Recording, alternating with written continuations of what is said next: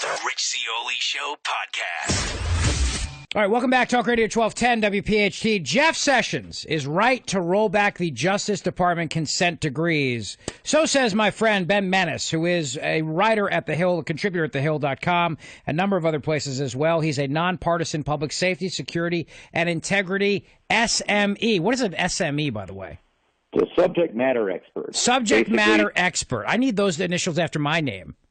Yeah, it's someone who's been there for a long time. And, you know, I've had some ups and some very big downs in the last 22 years in a business nobody really, raises their hand for unless they're crazy. So, that makes you an expert after a while.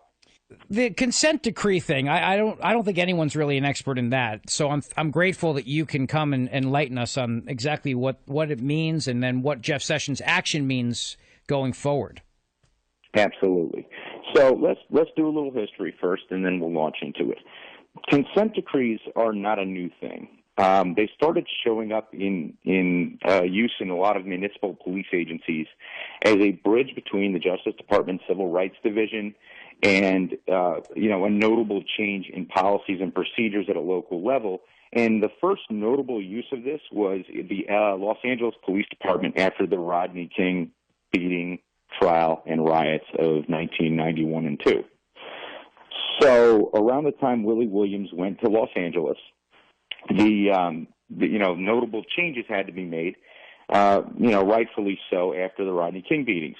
But the difference between how they were used then and how they're being used now was that they usually followed some type of large-scale corruption scandal or violent scandal in the way that there were convictions after the federal case in the Rodney King trial, right? Okay.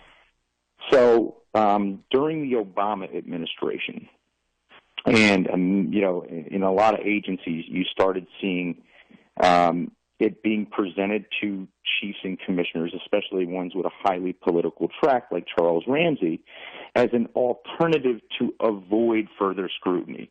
So it was almost like a strong-arm tactic. Come enter into this consent decree because there have been several complaints on your agency coming to us, or we will do something else. We will sue you. Makes right? sense. The issue that Attorney General Sessions is looking at now, and remember, he isn't rolling back, so you should see some of the comments on this article I wrote yesterday in The Hill, where people are saying, you're for police corruption, you're for police brutality, he's trying to attack black people, et cetera, et cetera, et cetera. He's looking for a review of the current way these consent decrees are issued after there were meetings with the law enforcement community in the Trump administration. And here's why. A lot of these consent decrees follow Department of Justice investigations that, quite honestly, aren't conducted in the same manner that would warrant an actual court action. Okay? So if you look at the reports from Baltimore, Chicago, Ferguson, Missouri, following their riots and protests, 90% of the report is anecdotal evidence, which means they went into neighborhoods where there were big problems with the police, and people said, yeah, the cops beat us all the time, and these cops do this, and these cops do that. And when DOJ looked at it, either the situations resulted in an arrest of the complainant, or the officer was exonerated or held not guilty in court, the way we saw in Ferguson, Missouri. So there isn't actually enough action rising from any of these investigations to warrant, let's say, an FBI probe, a corruption probe, or even a single brutality complaint in a federal court of law, right? But departments are turned up in by these consent decrees, which basically have halted police activity. And here's why. Police activity requires two things. It requires an officer who feels empowered to do their job. Obviously they were motivated enough to do it. And the second thing is the officer needs to get on and off the street in a timely enough manner that they could, there's a cost benefit to this issue, right? Mm-hmm. So if a cop in Seattle, Washington is where I've been doing a study for and a DA candidate here to see how they could streamline processes and get more cops out on the street instead of doing paperwork, right? Seattle, when I would ride with them in 1992 through 1999, They were on and off the street in under 45 minutes.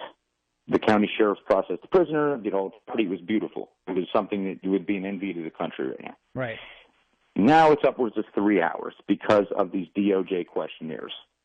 And these DOJ questionnaires don't just include the conditions of the arrest, the probable cause that led to the arrest, and the demographics, the pedigree of the suspect, but they go into the background of the officer. They track officers. In Washington, D.C., where I used to work, the officers are actually tracked for their promotionals. So even though you had no complaints on you that would be substantiated and hold you back from a promotion, the number of your use of forces would be tracked by this DOJ consent decree, and it would withhold you from getting promoted, even though they were all righteous. Okay. So Ben Maness is with us. He's an expert in law enforcement and public safety issues, and his piece in The Hill is about Jeff Sessions' right to roll back Justice Department consent decrees. I think what you just said right there is really the key point, because these consent decrees have the ability to really end a police officer's career. Is that a fair way to say it? Well, it depends on how the agency in question. I mean, if you're not getting promoted, you know what I mean? If they can stop your promotion, which means more money or less money if you're not getting promoted, that's not a good thing for anybody. And if they start basically creating, and this is what you need to look at, especially if you're a police officer in a city that has this, if they start rewarding less activity and less proactive policing, then the officers who are doing less are the ones getting promoted, working into command positions. So if you're an aggressive cop and you got on this job to do some good, you're basically going to get stuck, if not, God forbid, fired off an unsubstantiated complaint, which is what we saw a lot during the Ramsey administration. Now, let me be clear. I am not for corrupt cops. No, I understand. But let's look at this. Before the DOJ even started weighing in with these consent decrees, and this is something when I teach corruption, like I'm doing at Newman University on the 10th, right?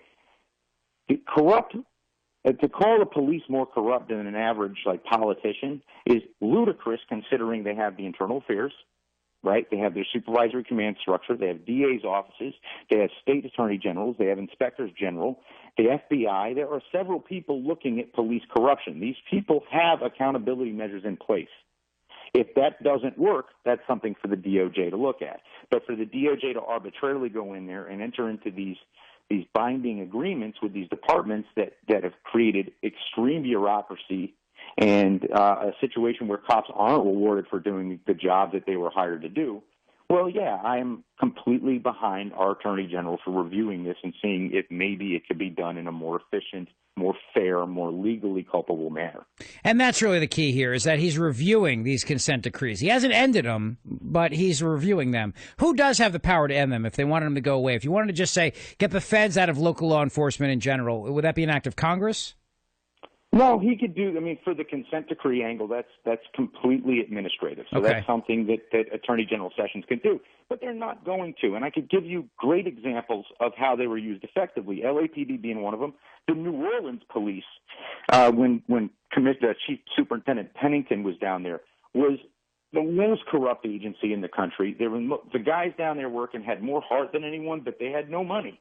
So, yeah, there was a lot of corruption. And the consent decree was very positive in cleaning up that force and getting a post-Katrina force together that could address those problems. So it's not something that should be done away with. It's just something that should be done more fairly, because Baltimore and Ferguson, great examples, these are agencies that are beleaguered, working in very, very challenging areas, and they're the ones being victimized. They get brought up on trial, acquitted, brought up on trial again, charges dropped, and then now they have to work under these consent decrees. So it's almost like a gotcha when public opinion says cops are bad, but no one could prove it legally. I'm sorry. If you can't prove it legally, you shouldn't be at that table. Well, that's the way it works. Even cops have due process rights under our Constitution. Ben Maness, thanks so much for your time today. Where can we find you? You can find me on Twitter at Public Safety SME or abenjaminmaness.com. It's a long one, so at Public Safety SME is probably your best bet on Twitter. Or just search Under the Hill, last name Maness, Mannes. All right, my friend. Appreciate all your hard work on this, and we will have you on again soon. I appreciate it. Thanks a lot, Rich. Rich Zeoli, 3 to 6, Talk Radio 1210.